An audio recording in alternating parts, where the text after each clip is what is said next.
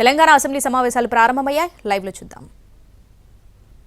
వారికి ముందుగా ధన్యవాదాలు తెలియజేస్తూ, ముఖ్యంగా అధ్యక్ష, మనం తెలంగాణ రాష్ట్రం తీసుకొచ్చింది నీళ్లు నిధులు నియామకాలతో పాటుగా బేసిక్ ఎమ్యూనిటీస్ ప్రొవైడ్ చేస్తాము, మన తెలంగాణ రాష్ట్రాన్ని అన్ని రంగాల్లో అభివృద్ధి పరుస్తామని చెప్పేసి గతంలో ఉన్నటువంటి ప్రభుత్వంలో ఉన్న పెద్దలు, మాజీ సీఎం గారు కానీ అప్పుడు ఉన్నటువంటి మంత్రులు కానీ ఎన్నో రకాలుగా చెప్పడం జరిగింది అధ్యక్ష.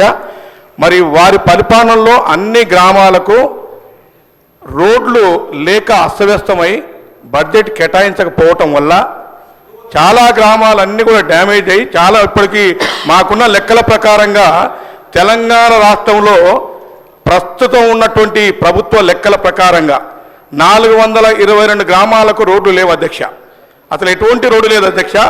అదేవిధంగా 3177 ఆవాసాలకు బీటీ రోడ్లు లేవు అధ్యక్ష.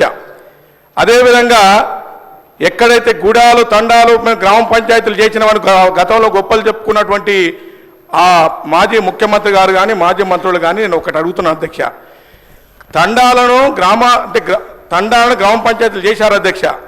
అక్కడ ఎలా